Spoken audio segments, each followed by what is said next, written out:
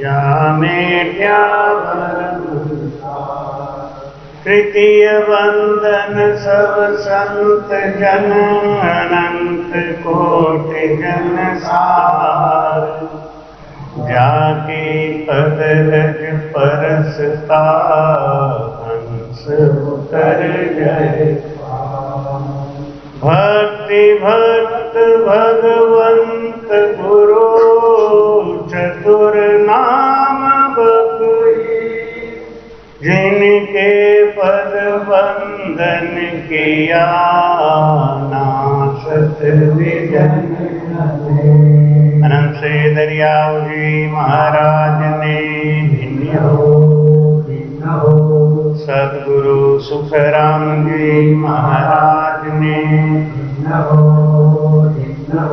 सदगुरु युक्तिराम जी महाराज ने सदगुरु निकाराम जी महाराज ने परम दयाल सदगुरु स्वामी जी श्री कुशाल दास जी महाराज संत श्री ज्ञानेश्वरी भाई जी महाराज गुरुदेव आपके दिन दिन हो महाराज आपके दिन दिन हो गुरुदेव आपके दिन दिन हो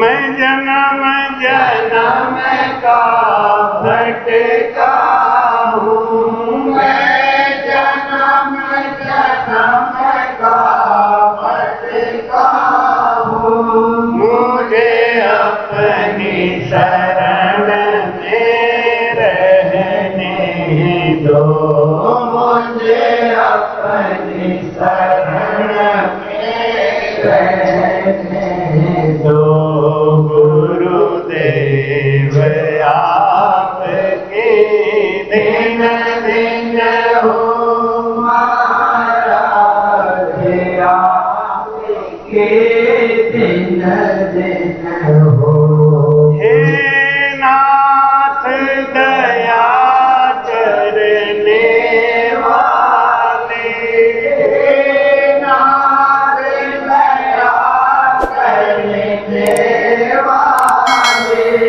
अनुभव की अरज भी सुन लेना अनुभव की अरज भी सुन लेना गुरुदेव आपकी दिन दिन हो महाराज आपकी दिन दिन हो महाराज आपके दिन दिन हो गुरु सा दाता कोई नहीं तीन लोक के मान करता को सुख राम कहे सतगुरु दियो बता बोलो राम महाराज समझाते हैं कि गुरु सा दाता कोई नहीं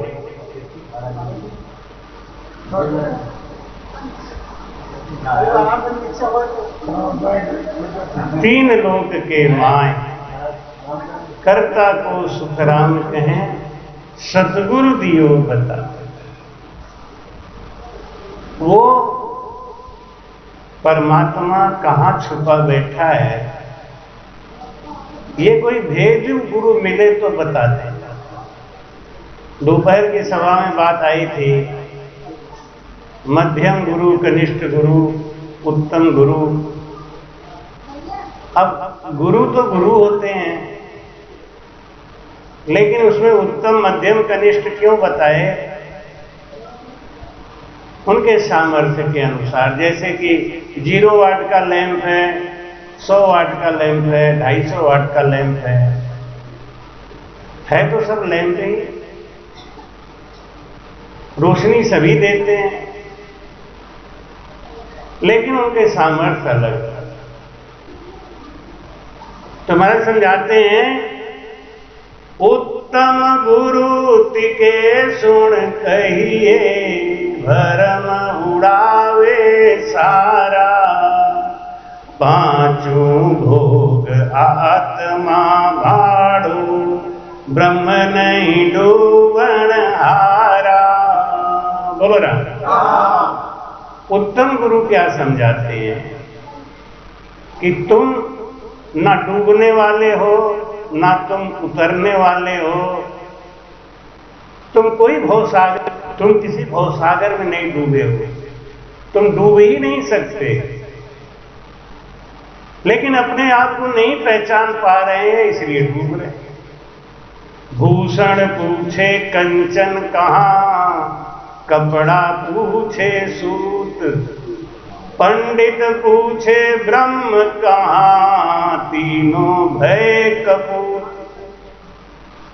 ब्रह्म के ऊपर कितना बड़ा बड़ा ग्रंथ लिखा गया है, कितना बड़ा बड़ा प्रवचन होता है, लेकिन जब उत्तम गुरु मिलते हैं तो बस थोड़े में ही समझा के पार कर देते हैं कि तुम ही ब्रह्म हो और कोई ब्रह्म नहीं है।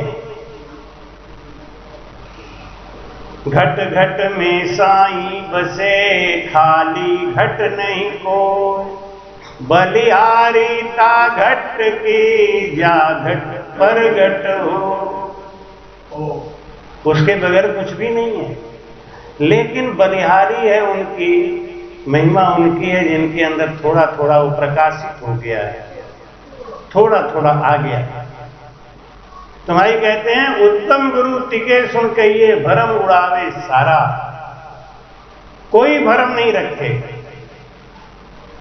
ज्ञान इतना करा दिया कि हमारा भरम अपने आप ही हट गया। खाली गाने से नहीं होगा कि कृपा करो गुरु शिष्य को तारो, भरम करम मन ममता मारो, भरम करम मन ममता मारो, कृपा करो गुरु शिष्य को तारो। पहली बात तो यह है कि कृपा किस पे होगी? जन सुखिया फल नीर रे, पीवत तरवर माई, समरथ साहिब पाविया सतगुरु शरणे। कृपा किस पे होगी? खाली गाने से थोड़ी होगी। कृपा करो गुरु शिष्य को तारो। एक बाई जी तो को ट बोलती थी, मैं बड़ा कंफ्यूजन में था, वहां सत्संग चल रहा था, तो बोल रही थी कि कृपा करो गुरु शिष्य को तारो। अब मैं बहुत ध्यान से सुनना चाह रहा था कि तारो क्यों बोल रही है, मैं तो तारो बोल रहा हूं। फिर मैं बोलूं, कृपा करो गुरु शिष्य को तारो। मैं कहता हूं तारो, जैसे वो समझ जाए, लेकिन वो बोले तो जब बोले तो वही तारो बोले। फिर हमने कहा कि अब गाड़ी आगे बढ़ाओ, क्योंकि चक्कर फंसना ठीक नहीं समझ पाते। बाद में मुझे लोगों ने बताया कि त को ट ही बोलती है, अन्य तो ठीक। कृपा करो गुरु शिष्य को तारो। कैसे शिष्य तरेगा? कैसे गुरु की कृपा होगी? कैसे? जब हम गुरु से लगे रहेंगे तब। जैसे फल वृक्ष से लगा रहता है तब। अगर फल को ये अहंकार हो गया तो क्या देते हैं? वाणी जी में से ज्ञान निकालते हैं, वहां से सुन लिए, वहां से सुन लिए। ऐसे ही एक फल को अहंकार हो गया, ये वृक्ष हमको क्या देता है? तालाब से पानी खींचता है, सूर्य से रोशनी लेता है, पत्तियों का रंग यूज करता है, प्रयोग करता है, खाना बनाता है, तो कौन सा एहसान करता है? ये सब चीजें तो मैं अलग रह के भी ले सकता हूं। पानी तालाब में है ही है, मट्टी है ही है, और वो अगर दाल को तोड़ के छोड़ के गिर गया पानी में तो क्या होगा? सड़ जाएगा। और अगर कोई घर उठा के ले गया तो उसे काट काट के टुकड़ा बना के और मिर्च मसाला लगा के धूप में सुखा के पता नहीं क्या क्या बनाया। क्या हुआ कारण? दाल छोड़ दिया। ऐसे ही हम अगर सत्संग से दूर हो जाते हैं, संत से दूर हो जाते हैं, तो हमारा चटनी मुरब्बा बनने लगता है। फिर हम बड़े परेशान होके कहते हैं क्या कुछ दुनिया में कुछ है नहीं, सब दुखी दुख है, मैंने तो ये भी करके देख लिया। आदमी अपने आप ही अपनी कमी बताता है। क्या कहता है? मैंने तो ये भी करके देख लिया और ये भी करके, यानी 2-3 काम कर लिया। तो दुविधा तो तुम्हारे अंदर ही है, फल कहां से आएगा? खुद ही कह रहे हो मैंने तो ये भी करके देख लिया। ये क्यों करके देख लिया? एक रास्ता क्या ठीक नहीं था क्या? सतगुरु को एको शब्द मन कोई लेवे मान, तो सहज होते हैं संत दास मुश्किल से आसान। बस एक शब्द पे विश्वास करो। बोलते हैं ना, आप रोज आरती में बोलते हैं, पर नाम की प्रतीत नहीं, नाम की प्रतीत राजा भरत ऋषभ देव, जनक जोगेश्वर पहुंचा अमर स्थान रे। नाम की प्रतीत, हर जगह प्रतीत माने विश्वास, प्रतीत माने विश्वास। हमको क्यों नहीं विश्वास आता? इन लोगों ने विश्वास किया, प्रहलाद ने विश्वास किया, जनक जी ने विश्वास किया, मार्कंडेय जी ने विश्वास किया। नाम की प्रतीत मार्कंड मुनि लियो नाम, हरि वर दियो आवागमन। हमको विश्वास ही नहीं होता है। महाराज जी कहते हैं विश्वास करिए, प्रतीत करिए, नाम की प्रतीत। रोज रात को शाम की आरती में तो बोलते हैं, बहुत लंबी आरती होती है, नाम की प्रतीत। नाम की प्रतीत रानी चुड़ैला शेखर ध्वज पत्नी प्रमोद पति आपनो उधारियो। नाम की प्रतीत राजा जनक मरवाई गए, जमपुरी जाए जमलोक निस्तारियो। जिसको नाम के ऊपर विश्वास है, भरोसा है, उसको संसार का डर और भय नहीं लगता। तो भाई कहते हैं वो तो आप भरम में भूलर कर्मा के बस होवे, भरम ज्ञान सुन गए कर्मा को उल्टो उनको रोवे। बोल रहा भांग पीने वाला ना, भांग पी के और दोनों हाथों को ऐसे जोड़ लेता है और जोड़ के चिल्लाता है, अरे फंस गई रे, फंस गई रे, अब ये तलवार से ही कटेगा, निकलेगा नहीं रे। क्यों? उसको भ्रम हो गया, भ्रम हो गया, ये फंस गई। हम तो फंस गए भैया, हम क्या करें? कोई नहीं फंसा हुआ है, हम अपने से फंसे। कहते हैं बसो फंसो मत, हमने अपने से ओढ़ रखा है सब, ये मेरा है, ये मेरा है, मैं नहीं करूंगा तो होगा ही नहीं, बस ये मैं कहते हैं मैं ना कहा मोल भये 10-20। मैं ना कहा मोल भये 10-20। बकरी मैं बोलती जाए कटावे। मैं ना कहा।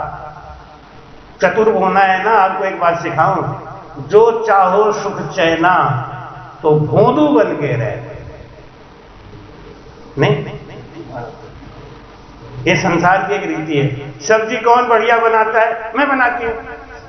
चाय कौन बढ़िया मैं बनाती हूं।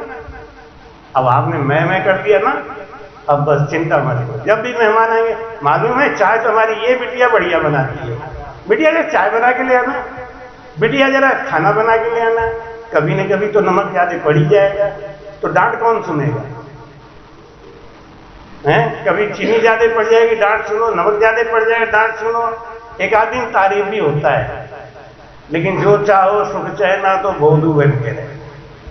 इसी काम में होशियारी मत दिखाओ। होशियारी दिखानी है तो भजन में दिखाओ बस चुपचाप। खाना बनाने मैं जानता ही नहीं, मैं तो बनाऊं तो नमक ज्यादा डाल ही दूं। अच्छा तो रहने दे, कोई बात नहीं।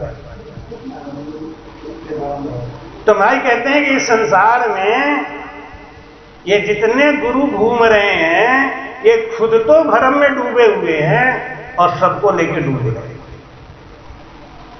एक कोई सज्जन बोले महाराज मैं तो अब सो नहीं पाता हूं, मैं सोता हूं तो यहाँ घुन घुन घुन घुन घुन चलता है।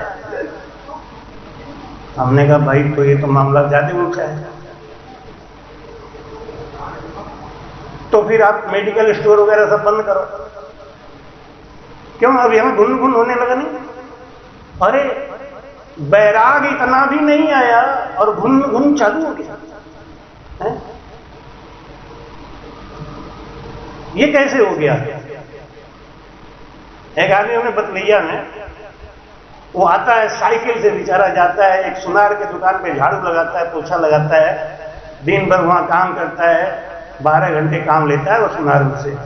और जब वो आता है हमारे यहाँ तो हमसे कहता है महाराज हमको तो सब हो गया, हमारा तो सब खुल गया, अब कोई जगह नहीं रह गया, हमारे अंदर से एक बार निकला ऐसे सर और आके घुस गया अंदर।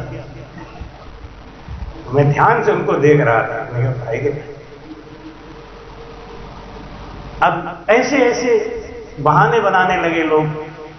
अरे महाराज कहते हैं ना, एक बाई जी के पेट में बच्चा था तो बाई जी अपने सासू से बोली कि अम्मा यहाँ जब मुझे बच्चा होने लगे तो जगह जरूर देना एक बार, क्यों मैं देख लूंगी ना कि बच्चा कैसे हुआ।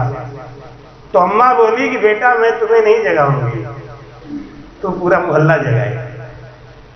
जिसको नाम की जागृति हो गई है उसको मुझे कहने की जरूरत है कि ये संत है, कहना पड़ेगा क्या? अरे महाराज दुनिया चिल्लाएगी, दुनिया कहेगी, खाली ये कहने से कुछ नहीं होता। 5-7 घर कहे जो ढूंढो, अरे कोई बुरा कहेगा कोई अच्छा कहेगा, दुनिया को 100% कोई सही नहीं कहता है, लेकिन आप तो सही रहो ना।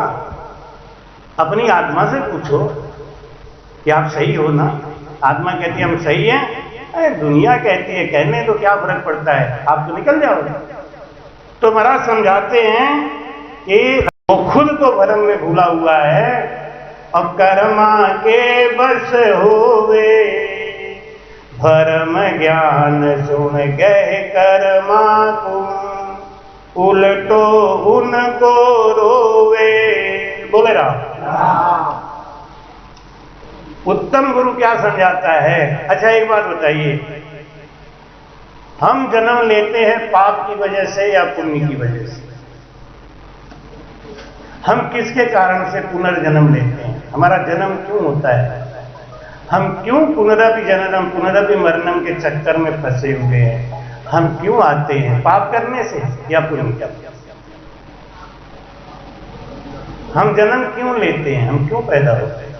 महाराज कहते हैं कि नहीं तो राम राम, नहीं तो क्या कर्म कर पाए, पर के जे आपो ओ जाने, वो तो बड़ा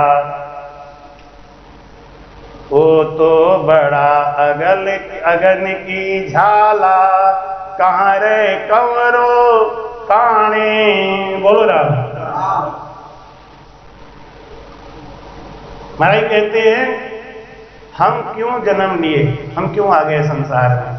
क्या हमने पिछले जन्म में पाप किया था इसकी वजह से आ गए, या पिछले जन्म में पुण्य किया था इसकी वजह से आ गए? हम आ गए मन की वासना की वजह से, ना पाप की वजह से ना पुण्य की वजह से। पाप और पुण्य तो यहां आने के बाद हमको मिलता है। आप जिस भी योनि में जन्म ले लोगे, ये पाप और पुण्य आपको वहां जाके पकड़ लेगा। कहीं भी जन्म ले लो, आप अफ्रीका में जन्म ले लो, चाहे अमेरिका में ले लो, चाहे जल के भीतर ले लो, चाहे आकाश में ले लो, जहां भी आप जन्म ले लोगे, आपका पुण्य और पाप आपको वहां जाके जकड़ लेगा। देखो कोई कोई मछली होती है ना कि वो समुद्र में बेचारी घूम रही है, बड़ी मछली आती है उसको चबा जाती है, नहीं? और कोई कोई मछली को देखा है घरों में कितना बढ़िया आदर मिलता है, खाने को मिल रहा, नहीं? उनकी सफाई के लिए एक धोबी मछली और रखी जाती है ना। एक बार मैं यवतमाल में किसी उद्योगपति के घर गया, बहुत भारी सा वो कांच का लगा हुआ था, उसमें कई मछलियां घूम रही थी। मैं बहुत ध्यान से देख रहा था, उसमें 2 मछली बिल्कुल शांति से नीचे बैठी थी। तो हमने उनको बुलाया कि हमें सुशीला देख, ये क्या बात है, तेरी 2 मछलियां तो बिल्कुल हिलजुल नहीं रही है, मर गई क्या? तो बोले अरे नहीं गुरुजी, ये धोबी मछली है। ये धोबी मछली, इसका क्या काम होता है कि बाकी मछलियां जो लैट्रिन वगैरह करती है ना पानी के अंदर, तो उसको ये दोनों खाती रहती है, तो निर्मल पानी बना रहे। देख, पानी का जानवर बन गई, फिर भी पाप और पुण्य का कर्म उसको वहां भी नहीं छोड़ रहा। जब नरकन में था तो निंदा कर करके दूसरे की बुराई खूब खाई, और अंत समय में मन के वासना के कारण जल के जंतु बने, और वहां भी धोबिन का काम मिला। जो महारानी मछलियां है ना वो घूम रही हैं, उनके लिए बढ़िया बढ़िया खाना है। तो अन्न जल जो कुछ भी हमको मिल रहा है ये सब हमारे पाप और पुण्य की वजह से मिल रहा है, लेकिन जन्म पाप और पुण्य की वजह से नहीं होता। सहमत है कि नहीं? सहमत है कि हमारी बात को खाली नहीं सुन रहे, पीठ के पीछे मत कुछ कहना। चलिए साबित करते हैं। ऋषभ देव जी का बेटा भरत, भजनानंदी संत, अंत समय में उनका मन हिरण में चला गया, तो दूसरा जन्म कहां हुआ था? हिरण में। रविदास जी महाराज 7 जन्म में ब्राह्मण थे, 8वें जन्म में एक शूद्र के ऊपर आसक्त होने की वजह से उनको शूद्र योनि मिली कि नहीं? अंत समय में जैसी वासना होती है वैसे ही जगह पे हमको जन्म लेना पड़ता है। भजन करने से हमारी वो वासना नष्ट हो जाती है, हम निर्भय हो जाते हैं। महाराज जी कहते हैं, कह सुख राम सतगुरु समरथ सता स्वरूपी होई, निर्भय मोख हंस सो पावे, से गुरु कौन अब होई। सदगुरु कौन है? जो हमको निर्भय कर दे। ये नहीं कि माला नहीं जपोगे तो ये हो जाएगा, वो नहीं जाओगे तो ये नहीं हो जाएगा, ऐसा हो जाएगा। भय नहीं पैदा करे। सदगुरु कौन है? हमको निर्भय कर दे, हमको निश्चिंत कर दे, हमको समझा दे कि तू हाथी है, कुम्हार के चक्कर में क्यों फंसा है।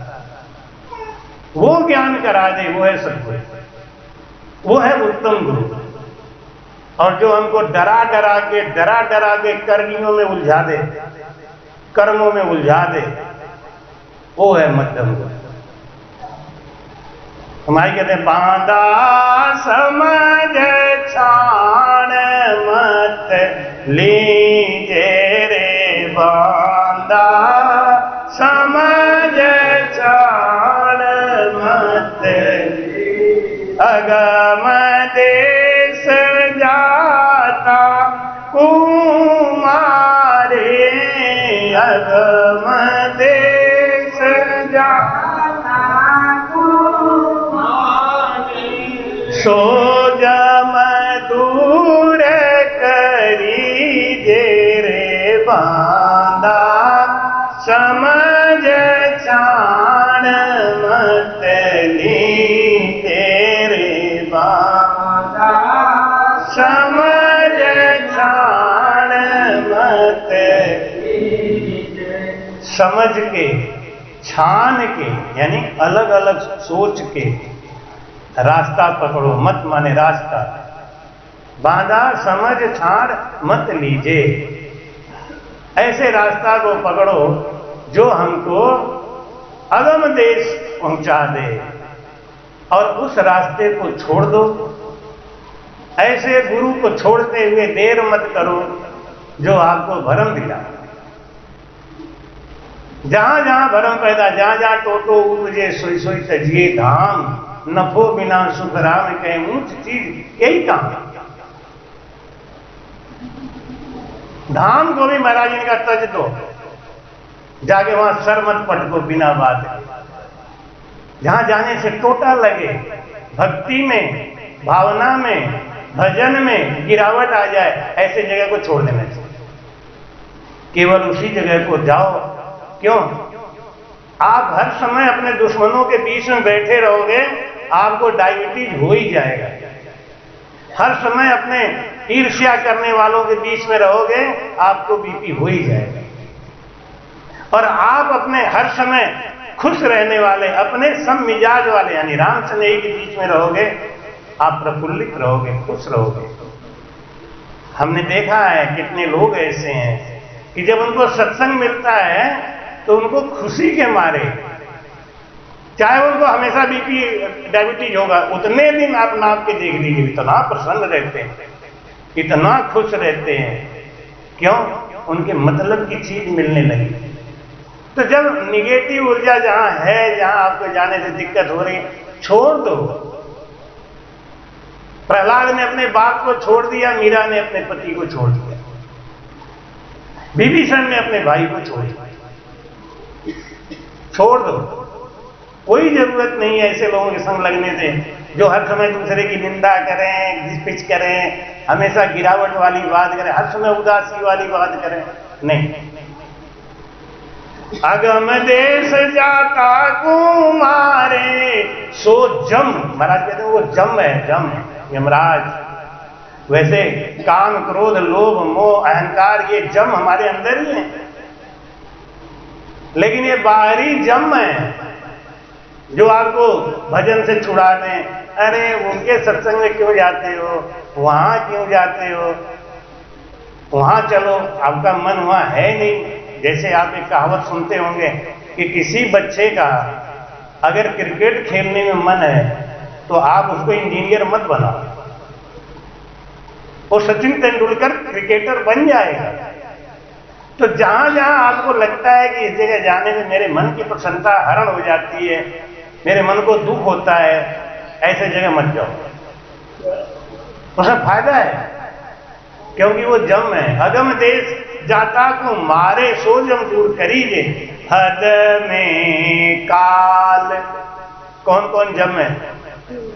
हद में काल क्रोध है भाई, ओ जग को काम भी मेरे राम, जग को काम बेकार। बेहद को नर करे चलन को, बेहद को नर करे गुरु मूरख गे पाले बांधा, समझ छाण मत लीजे रे बांधा,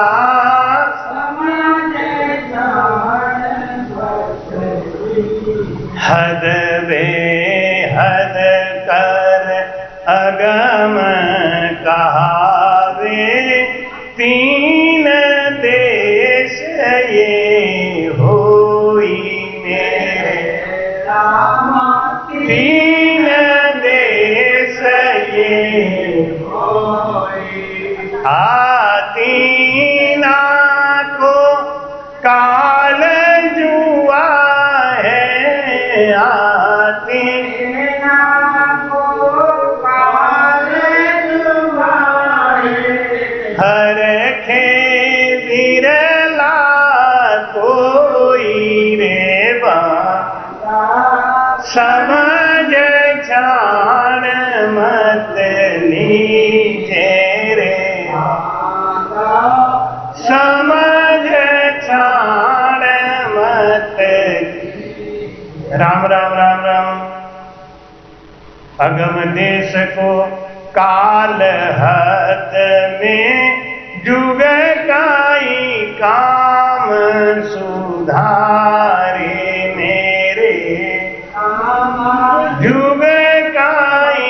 काम सुधारे। हद को काल अगम पहुँचावे, हद को काल अगम पहुँचावे। जे जन हृदय धारे रे बाबा, समझ क्षाण मत लीजे रे बाबा, समझ क्षाण मत। राम राम राम राम। हद को काल अगम पहुँचा, राम राम राम। बेहद को सुन काल बुरो रे, हद काई काम बिगाड़े मेरे, हद काई काम बिगाड़े।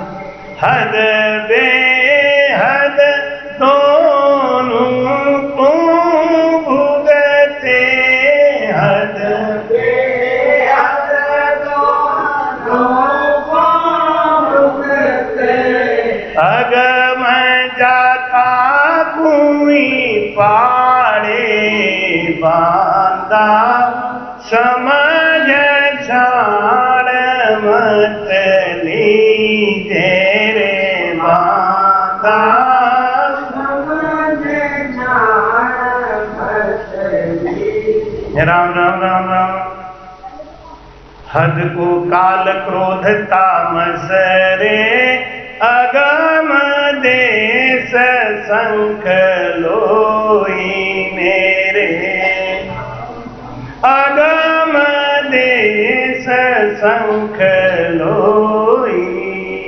बेहद को गुरु मूण काल रे, बेहद को गुरु मूण काल रे। ये पीना कोई रे बांधा, समझ छाड़ मत लीजे रे बांधा, समझ छाड़ मत।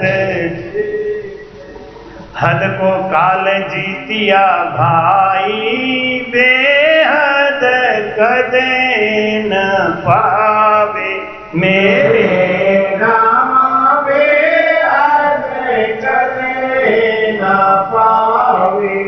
हद बेहद दोनों को जीत्या, हद बेहद दोनों को जीत्या।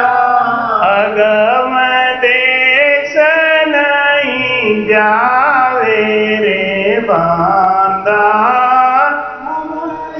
छाड़ मत लीजे रे बांधा, समझ छाड़ मत लीजे। कहें सुख राम काल वो जीतो, अगम देश को भाई मेरे राम, अगम देश को भाई। हद बेहद का काल तिकासू, हद बेहद का काल तिकासू।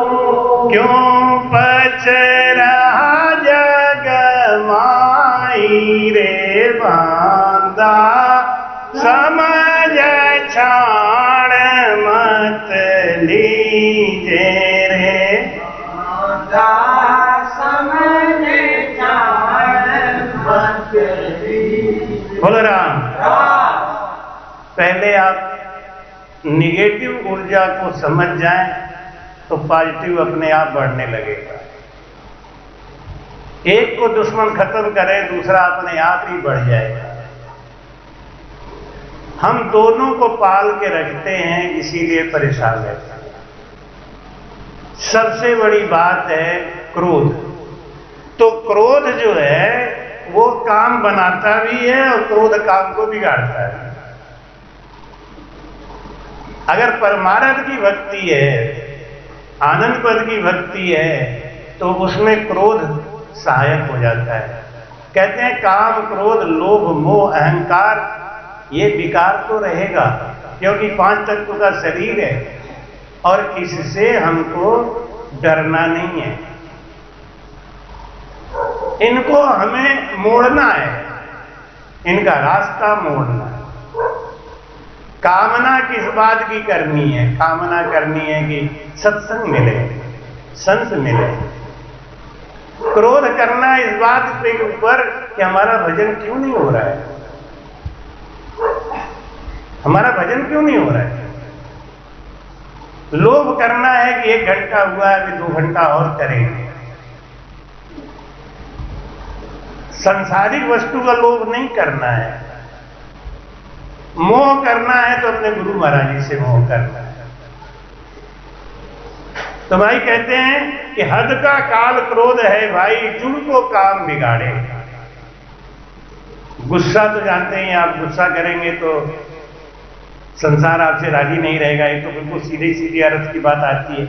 लेकिन महाराज कहते हैं गुस्सा करने से हमारा जो ज्ञान है, कहते हैं बुद्धि है, वो हरण हो जाता है और हम ना भजन कर सकते हैं और ना कोई सात्विक कर्म कर सकते हैं, बल्कि क्रोध में आदमी आत्महत्या कर लेता है। ये क्रोध इतना बुरा काल है, जम है, लेकिन इस जम को हमें जीतना है। कैसे जीतना है? उस भरम को मिटा के। ये हमारा दुश्मन नहीं है, हमें उसको दोस्त बनाना है। दोस्त कैसे बनेगा? वो दोस्त बनाने की कला सीखनी है हमको। उसको हम जीत नहीं सकते हैं, मोड़ सकते हैं। तो भाई कहते हैं कि अगम देश का काल क्या है? अब क्या बताएंगे, समझ ही रहे आप लोग हैं? मूर्ख गुरु। ये मूर्ख गुरु कौन होते हैं कि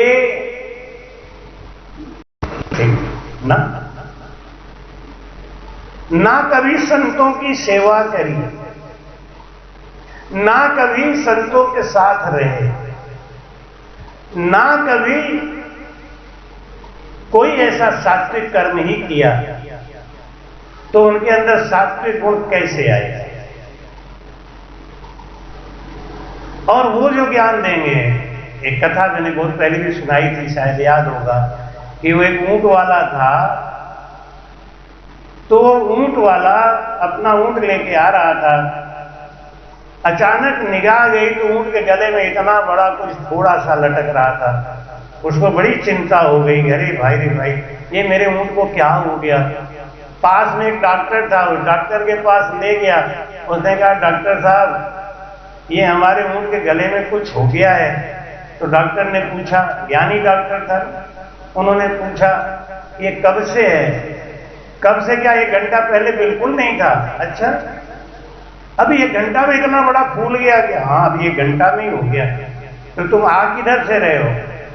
ये पश्चिम साइड से आ रहे हैं। डॉक्टर ज्ञानी था, वो समझ गया पश्चिम दिशा में अमरूद का बगीचा है, इसके ऊंट ने कोई अमरूद खा लिया, वो अमरूद फंस गया। डॉक्टर समझ गया कि पक्का है ना, 1 घंटे पहले कुछ नहीं था। अरे कुछ नहीं डॉक्टर साहब, 1 घंटे में पता नहीं क्या हो गया, ऐसे भूल गया। अच्छा ठीक है, ऊंट को लिटाओ और 2 ईंट ले आओ। तो उन्होंने कहा डॉक्टर साहब कोई इंजेक्शन दो, कोई दवा दो, ये ईंट का आप क्या करोगे? है डॉक्टर तू है कि मैं हूं? मैं डॉक्टर हूं, ऐसा कहूं, ऐसा कर। क्या ईंट ले गया? ऊंट को ठीक कराना है कि नहीं कराना? नहीं, ऊंट तो ठीक कराना है, इसीलिए तो आया हूं। हाँ तो जा, जल्दी ले गया। 2 ईंट लाया, डॉक्टर ने ऊंट को लिटा दिया और गले में उस अमरूद को सरका सरका के वो खतरनाक स्थिति, जिसको डेंजर जोन बोलते हैं, डेंजर जोन से बाहर लाया और इधर लाके एक सुरक्षित जगह लाके वहीं ईंट रखा और दूसरे ईंट से धीरे धीरे मारा। अमरूद टूट गया, पेट में चला गया, ऊंट खड़ा हो गया बुलबुला के। अरे यही डॉक्टरी है बस। अरे मैं पागल बिना बात के दोपहरी ऊँट ढोता हूँ, डॉक्टर तो मैं भी बन गया, मैंने सीख लिया। और लोग कहते हैं ना राम से नहीं, धर्म में तो कुछ है ही नहीं है, 10 बार ऊपर 10 बार नीचे सांस ले लो, बस हो गया काम खत्म। इतना ही बता दो आदमी को, बन गए गुरु। अब इससे ज्यादा क्या करना है, हो गए गुरु, आ गए, ये तो ठीक बात। और तुरंत ऊँट बेच दिया, ऊँट बेच दिया। और डॉक्टर ऊँट वाला लिखवा के पोस्टर बैठ गया, लेके आला वाला सब। उनके पड़ोस में एक बाई जी के गले में फोड़ा हो गया, तो बहुत दिनों से परेशान है। उन्होंने कहा बेटा तुम लोग मुझे कभी बाहर तो दिखाओगे नहीं, अब पड़ोस में डॉक्टर आ गया, इन्हें तो दिखा देते कम से कम। उनके बच्चे बोले हाँ अम्मा चल मैं तुझको दिखाई देता हूँ। वो आएगी, डॉक्टर साहब यहाँ क्या बात है? मेरी माता जी के गले में ऐसा कुछ हो गया है, आप देख सकते हो। अरे ले आओ, इसी पे तो मैं डॉक्टर बना हूं, मुझको इसका पूरा पक्का नॉलेज है, मैं तो इसी पे डॉक्टर बना असल में। ले आओ ले आओ ले आओ। अम्मा को देखा, देख के अम्मा ठीक, अम्मा तुम आराम से बैठो, बेटा एक काम करो 2 ईंट ले आओ। तो लड़के बोले कि डॉक्टर साहब कोई इंजेक्शन लगाओ, कोई ऑपरेशन करो, कोई दवा दो, ईंट का क्या करोगे? है डॉक्टर तू है कि मैं हूं? नहीं डॉक्टर तो आप ही हो, मतलब ईंट का क्या करोगे? मैं जो कहूं बस उतना करो। अब गुड़िया को अंदर ले गए तो गुड़िया बोली बेटा ठीक तो हो जाऊंगी ना? बोला अरे अम्मा मेरा ऊँट 2 मिनट में ठीक हो गया था, मैं तुझे 2 मिनट में ठीक करूंगा, तू एकदम चिंता छोड़ दे। अंदर जाके लिटा दिया मेज के ऊपर, एक ईंट नीचे रखा, पर्दा खींच दिया, बच्चों ने कहा बाहर है बाहर। दूसरा ईंट से जैसे ही मारा अम्मा साथ। माई कहते बेहद को सुख काल, बेहद को नर करे चलन को गुरु मूर्ख कह पादे। अगर गुरु मूर्ख मिल गया तो वो हमको इस संसार में वापस लपेट के पहुंचा देगा। सीधी सी बात है कि हमारा मन जहां जाएगा अंत समय में वहीं हमको जन्म लेना ही पड़ेगा। मन का तेल, मन की वासना वो कैसे खत्म होगी, इसका भेद अगर हमको नहीं पता है तो चाहे कितना भी मुंह कपार मार लें वो चीज होने। अच्छा एक बात बताइए, आप एक बीज को खेत में डालते हैं तो उसमें अंकुर आ जाता है, खास करके आलू प्याज तो घर में रखे रहो उसमें भी अंकुर आ जाता है। कोई चीज चना है गेहूं है भिगो तो उसमें अंकुर आ जाता है। क्यों आता है अंकुर? और क्या ऐसा करें कि उसमें अंकुर आए ही? कई खेत में डाल दें, चाहे खाद लगा के डाल दें, चाहे पानी में डाल दें, अंकुर आए ही। क्या करें बस। अच्छा इसके अलावा और कोई नियम है? नहीं। भेद सहित ज्ञान घट आवे, प्रेम भाव निश्चय मन पावे, मोक्ष मिलन की यही उपाय और दूजी नहीं सृष्टि में। यानी बीज को गर्म करना ही पड़ेगा, दूसरा कोई उपाय है नहीं। ऐसे ही हमारे मन के अंदर जो वासना है उनको जलाने के लिए हमको भजन करना ही पड़ेगा, करना पड़ेगा। हाँ, रटना की विध टाल के साजन करे अनेक, से सब हद का ख्याल है नाना विध का दिन। करत करत अभ्यास सुन गणमत होत सुजान, रस्सी आवत जात से सिल पर पड़त असंशयम महाबाहो मनो दुर्निग्रहम चलम, अभ्यासेन तू कौन्ते वैरागेण च गृह्यते। हर जगह सूत्र यही लिखा हुआ है अभ्यास। तो अभ्यास किसका करें, कैसे करें, ये कोई ज्ञानी गुरु बताए, और उसने किया हुआ हो तब बताए। कि जामन के अलावा दूध को दही जमा सकता है कोई चीज? कोई कहते हैं महाराज राम राम से ही क्यों, और किसी से क्यों नहीं हो सकता? ओम हरि ओम राधे राधे कृष्णा कृष्णा, इनसे क्यों नहीं हो सकता? नहीं भाई, हमें तो नहीं पता क्यों नहीं हो सकता, लेकिन दही बिना जामन के नहीं जम सकता, और वो दही से ही आता है। संसार के सूत्रों के ऊपर भी अगर हम समझ लेते तो हमको भ्रम में नहीं फंसना पड़ता। हम तर्क और कुतर्क में जितना समय नष्ट करते हैं, संशय में जितना समय नष्ट करते हैं। एक आदमी जा रहा था तो गोबर पड़ा हुआ था, गोबर में उसका पैर लग गया, तो उसने देखा और सोचा कि गोबर है, हैंड पाइप चलाया, रगड़ के धो लिया, चल दिया, कोई संशय नहीं था। एक ज्ञानी आदमी आया, उसका पैर पड़ गया गोबर पे, उसने देखा तो उसको संशय हो गया, गोबर ही है, मट्टी है, क्या है? तो उसने उंगली से पैर के गोबर को ऐसे लगाया, और फिर हाँ गोबर है, ले 3 जगह खराब हो गया संशय के कारण। हमारा 3 घंटा नष्ट हो जाता है विवाद में खाली, ये ऐसे कर दिया, वैसे कर दिया, वैसे कर दिया। अरे कुछ भी किया तो किया, तुम कम से कम भजन तो करो भाई, हैं? संशय में, तर्क में, कुतर्क में, ज्ञान में कोई अपना साखी लिख के ले आते हैं। एक आदमी वो वारणी में आया लिख के कि 3 पूंछ 13 मूछ, पता नहीं क्या क्या लिख के, इसका अर्थ बताओ महाराज। तब तू ही बता दे कि शंकर भगवान का विवरण है इसमें। नहीं, बारे भाई बारे। एक बार हम भी गए वहां राणा बाई जी के पत्थर में, एक आपको भूत दिखाई देने लगा, तो हो गया। अपने मन की जैसी बात होती है लोग बना लेते। लिखने वाले ने क्या लिखा है हमको पता है। महाराज कहते हैं कै सुखराम,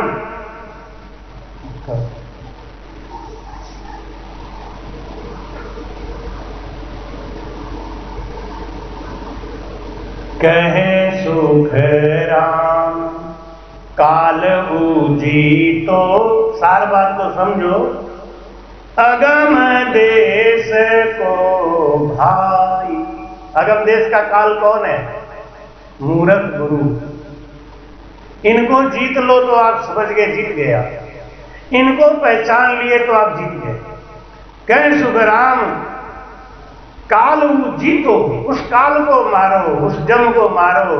अगम देश का जो है, अगम देश का काल कौन है? मूरख गुरु। भाई कहते हैं हद बेहद का काल जिकासू, क्यों पचरा जग माई रे बांदा, समझ छाड़ मत लीजे। और किसी पे विश्वास मत करो, शास्त्र तो सही बोलता है, वाणी जी तो सही बोलती है ना, तो वाणी जी में जो बात लिखी है उनको आप समझो, उनमें दिमाग लगाओ। जितना तर्क और कुतर्क में लगाते हैं उतना वाणी जी को पढ़ने में लगाओ। आप देखेंगे आपकी अपने आप निर्णय क्षमता बढ़ जाएगी। आप खुद ही निर्णय करना चालू कर देंगे, आप खुद ही समझदार हो जाएंगे, आपको कोई बेवकूफ नहीं बना सकता। लेकिन है क्या, हम ज्ञान को समझना ही नहीं चाहते और बात को पकड़ के और चल देते हैं। भाई कहते हैं कै सुखराम काल वो जीतो, अपने समझ से, अपनी बुद्धि से काल को जीतो। कैसे काल को जीतो? कि आपको ये समझ में आना चाहिए कि ये रस्सी नहीं सांप है, और सांप नहीं रस्सी है। अगर आपने समझ लिया कि जो टेढ़ी मेढ़ी चीज होती है ना, वो तो रस्सी ही होती है। एक बार कथा में सुनाया था, गुरु जी ने टार्च जला के देखा तो रस्सी ही निकला, ये रस्सी ही होगा और है सांप। आपने उसको पकड़ लिया, क्योंकि गुरुजी ने बताया था ना। अक्सर लोग कथा में यही बात कहते हैं ना कि रस्सी पड़ा हुआ है, अंधेरे में हम सांप देख के डर रहे हैं, और वो जब उजाला हुआ तो पता चला कि वो रस्सी था। अगर ये कथा दिमाग में घुसी हुई है और किसी दिन बगीचा में हमको सांप मिल गया और रस्सी समझ के हमने पकड़ लिया, क्योंकि हमको ज्ञान है ना, वो सुना हुआ कथा नहीं, अपने विवेक का भी आप इस्तेमाल करिए। वाणी जी में क्या लिखा हुआ है? वाणी जी महाराज लिखते हैं कि रटना की विध टाल के साधन करे अनेक, से सब हद का ख्याल है नाना विध का। रटन करो, मेहनत करो। आज देखते हैं ना कि कोई थानेदार बनने के लिए, पुलिस में जाने के लिए, मिलिट्री में जाने के लिए लोग कितना दौड़ लगा रहे हैं, दौड़ते हैं कि नहीं? कितना मेहनत करते हैं, रात रात भर जागते हैं, दौड़ लगाते हैं, बढ़िया खाना, किसके लिए? नौकरी। और हम आनंद पद को जाना चाहते हैं, आवागमन से मुक्त होना चाहते हैं, उसके लिए हमारे पास टाइम नहीं। तो ये तो विवेक की बात है। जितना मेहनत कर लोगे उतना ही कोठा भर लोगे।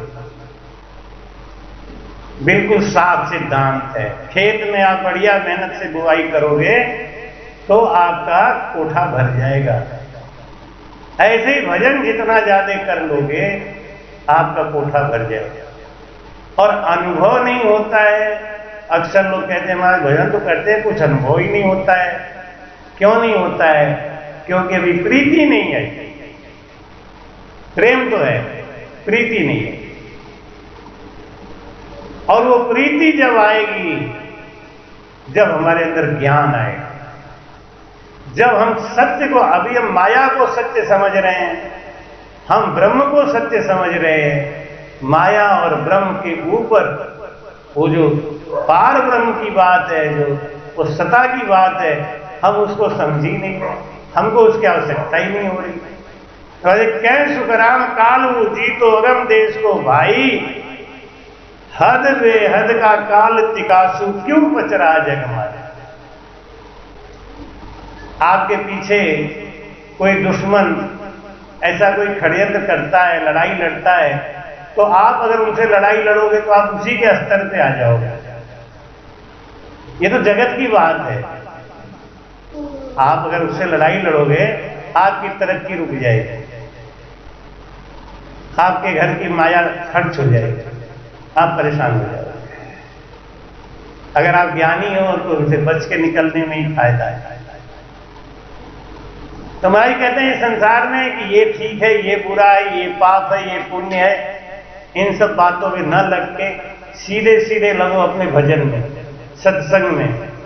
जो कुछ हो रहा है ये सब पहले से तय है। तेरे किया कुछ होवत नाही, सोच करे क्यों जीव अज्ञानी।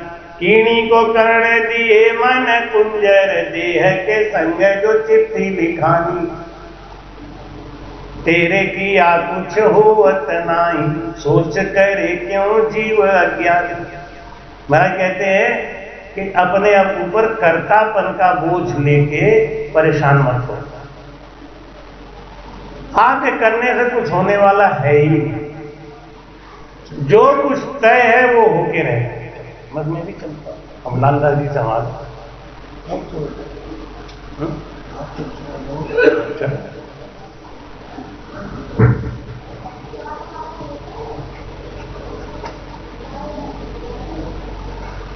और गुरु सब कहे उपाया कर करनी जग माई। सतगुरु मेहर सथा घट जागे, करनी कुछ भर नाई। बोलो राम। और गुरु सब कहे उपाया।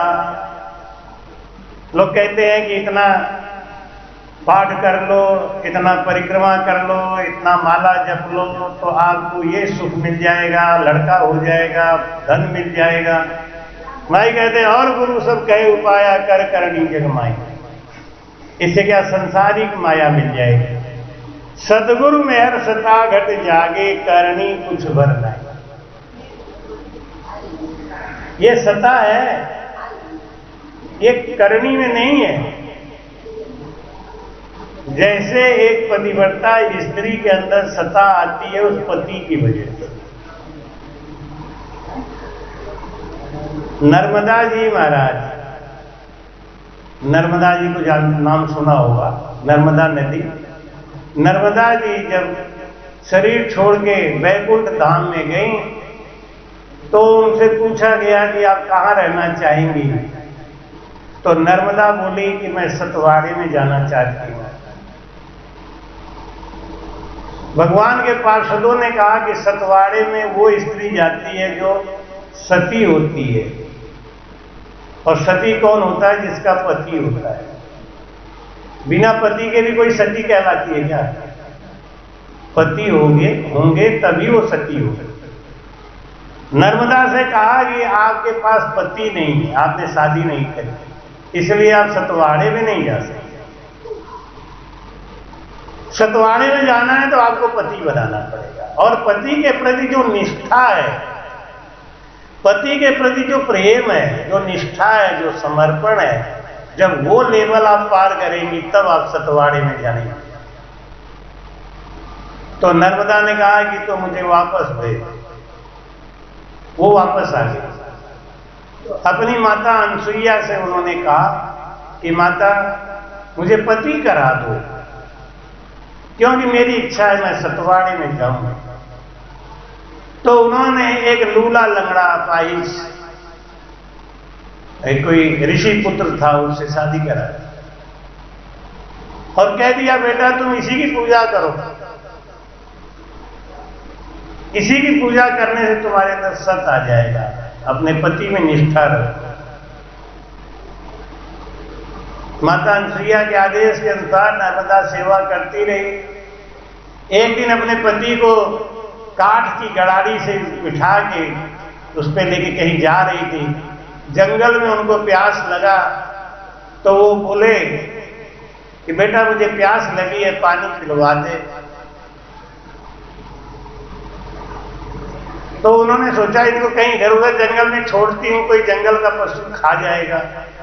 तो एक संत बैठ के भजन कर रहे थे, सोचा ये संत हैं, इनके पास रखूंगी तो चीख पुकार करेंगे तो ये बचा लेंगे।